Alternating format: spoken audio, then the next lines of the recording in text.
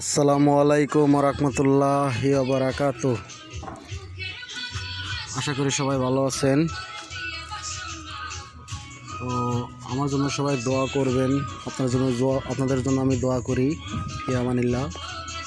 ভিডিওটা করার একটাই উদ্দেশ্য, দেখুন এটা আমার দোকান, ঠিক আছে।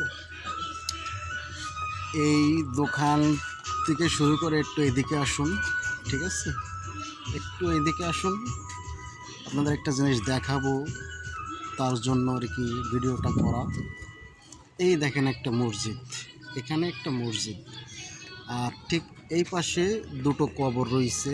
দেখেন, আমি ঠিক কবর দুটো দেখাইতেছি এই জন্য, বিষয়টা হইছে আমি প্রতিদিন দোকান বন্ধ করি ঠিক রাতের 11:30 12টা বাজে। দোকান বন্ধ করে যখন এদিকে আসি তখন কবর দুইটা দেখে না অনেক কিছু মনে পড়ে। এই যে রমজান মাসে মৃত্যুবরণ করছে, আল্লাহ তাদেরকে জান্নাত নসিব করুক, দোয়া করি।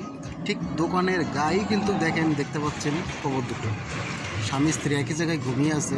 অনেক ভালো মানুষ ছিলেন তারা, আল্লাহ তাদের জান্নাত নসিব করুক, দোয়া করি। বিশেষ করে এই রমজানের ওসিলায় আমাদের যতগুলো আত্মীয় স্বজন আছে, কবরবাসী যারা আছে, এই রমজানের ওসিলায় তাদেরকে যেন আল্লাহ জান্নাত নসিব করেন, দোয়া করি। আমাদের সবাইকে মৃত্যুবরণ হবে, কারণ জন্মজাতক নিছি, মৃত্যুর স্বাদ গ্রহণ করতে হবে, এটাই স্বাভাবিক। সবাই আমরা জানি ঠিকই, কিন্তু অবশ্যই সবাই কিন্তু মানি না। দেখা যায় বয়সের তাড়নায়, রক্ত গরম থাকার কারণে আমরা অনেকে অনেক ভুল করি, কিন্তু সবসময় কিন্তু একরকম ভুল আমাদের দ্বারাই যে হবে এমনটা না। আমরা ইচ্ছা করলে কিন্তু পারি পিছনের ভুলগুলো শুধরিয়ে সামনে যে দিনগুলো আসতেছে, কারণ আমাদের একটা ইলেকট্রনিক জিনিসের যে গ্যারান্টিটা আছে, আমাদের নিঃশ্বাসের সেই গ্যারান্টিটা নাই। আমাদের জীবনটা কখন চলে যাবে, আল্লাহর ডাকে কখন আমরা সাড়া দেব, আমরা কিন্তু নিজেরাও কেউ জানি না। তাই আমরা সবসময়ের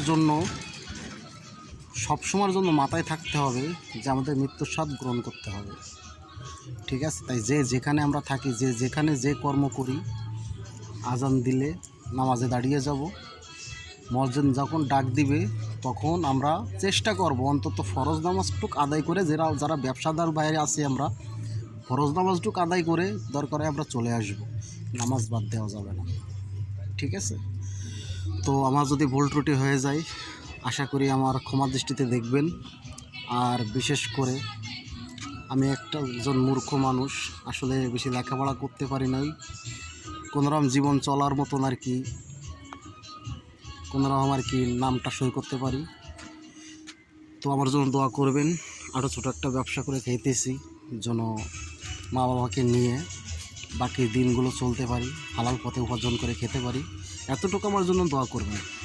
বাস, আমি সুস্থ থাকলেই এটাই হবে, কারণ আমি সুস্থ থাকলে, কারণ আমার মূল্যবান সম্পদ আমার দেহটা যদি ভালো থাকে, ইনশাল্লাহ উপার্জন আমি অনেক করতে পারবো, ঠিক আছে।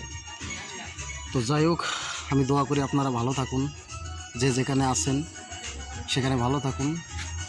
আল্লাহ হাফিজ।